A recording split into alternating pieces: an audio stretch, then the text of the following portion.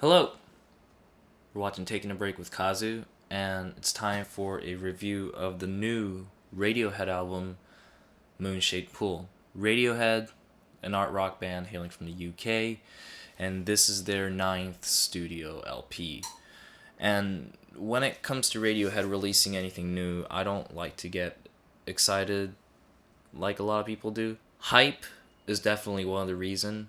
There's nothing wrong with being passionate about Radiohead, but I feel like creating a huge buzz sometimes ruins the expectation that a new listener would have on this band. And if you're already familiar with their music, then you probably know that not all their work are accessible, and at times it really needs to grow on you to grasp their music. And they are immensely popular. So the high expectation and the excitement coming from a fan, of course, gets new listeners to possibly be interested in the band or just completely shun away. I'm a fan of Radiohead, and as a listener, I highly recommend this band, but there's no need to freak out if you don't like it. If you don't like the band, and if you're not into their music, then you don't, and that's just what it is. And there's no need for a person to like this band because of how critically acclaimed they are. Just dig what you dig. Sounds good? Cool. Going back to the subject on their immense popularity, I think it comes from how consistent and creative they are. How creative they are musically. They did start off as a 90s alt rock band with some hits under their belt, but they progressively got more and more complex. The Bends was my introduction to Radiohead, and I instantly fell in love with that album. I was 13 with absolutely no knowledge of music, but there was something about their sound that I thought was really cool. There was just so much variety of songs where just saying that it's an alt rock album wouldn't do justice. There were some jazzy and noisy material along with some very emotional acoustic tracks. It's a classic in my opinion. OK Computer was a little more avant-garde, but it was still something that I really, really enjoyed. Then when I tried Kid A, I was very confused. The band shifted their direction from rock to experimental electronic music, incorporating influences from krautrock and jazz. It did grow on me later on in my life, but then also I realized that it's actually a very important album in their discography. If it wasn't for Kid A, I don't think Radiohead would have expanded their creativity to release great albums like Hail to the Thief and Rainbows. Another reason why I think they are so beloved is because each Radiohead album are in its own world with their own sound. So that brings fans of many different genres to enjoy and cherish this band. I wasn't into their last album, Kings of Limbs, that much.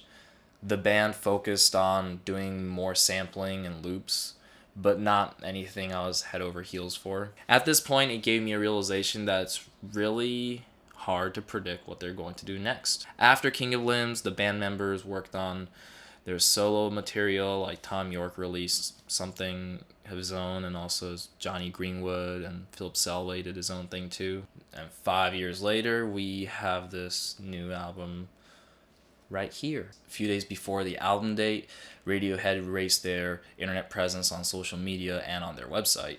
Then soon after that, they released a video for the song Burn the Witch. I like the haunting and reverby vocal done by Tom York and this percussive string sound in the background. And it's also a breath of fresh air to hear something like this from Radiohead. It's not too experimental, and it felt like Radiohead has gone back to their older sound. The video was all stop motion, and it was definitely inspired by the movie Wicker Man. Or it's pretty much the Wicker Man, except the guy in the end doesn't die. After watching this video, it gave me an impression that this song is about skepticism or raising awareness on cult. There are different interpretations online, and the one I found the most interesting was how it refers to refugee crisis in Europe and scapegoating Muslims. Another video emerged online soon after called Daydreamer. I like the piano arpeggios and layers of this beautiful shimmering drone and the string that builds up the intensity in the track. The music in the song is so pretty, but the echoes in this reverse vocal creates this discomfort. Either way, I enjoyed both songs, so I was pretty much looking forward to listening to this album. So I listened to it, and yeah, it did not disappoint me. Earlier, I mentioned about how they went back to their older sound, and the interesting thing about it is that several tracks on the album were written sometimes before the release. The final song of the album, True Love Waits, dates all the way back to 1995. These have never been released physically, but played at their live shows in the past. Most of the songs are very slow paced, and the instrumentation sounds very natural and ambient. Also, you can hear some acoustic folky tracks on here too. Songs on here are very emotional, which is normal for Radiohead, but the stripped down instrumentals makes it even more heavier than their previous work. I do have quite a bit of highlights on this album, and one of them is definitely Dex Dark. It's a groovy track that's quite trip-hop inspired. The track kicks off with this piano melody, and the string creates this suspenseful atmosphere as if a huge UFO just hovered over you.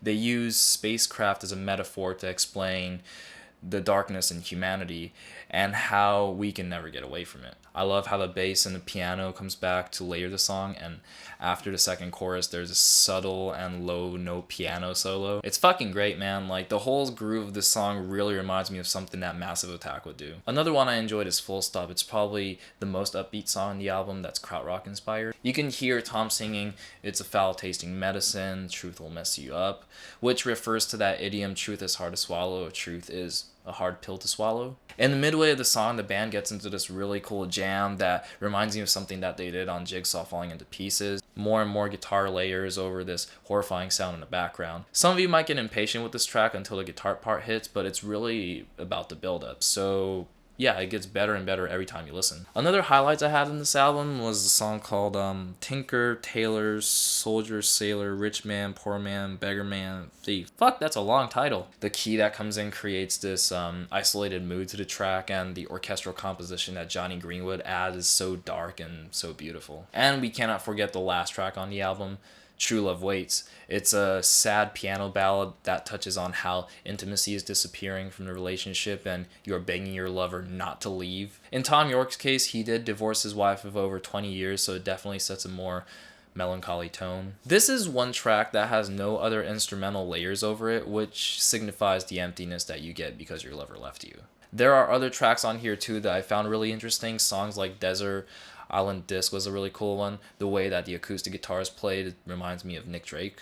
And also Numbers is another one. Is a song that Tom York wrote on climate change. Overall, this album was such a surprise because it was such a crazy transition from King of Limbs, and the whole vibe was very organic. Every song on here are consistent and they all bring out different emotions. I thought this album was fantastic. If I have to pick a least favorite track, then it's probably going to be Identikit.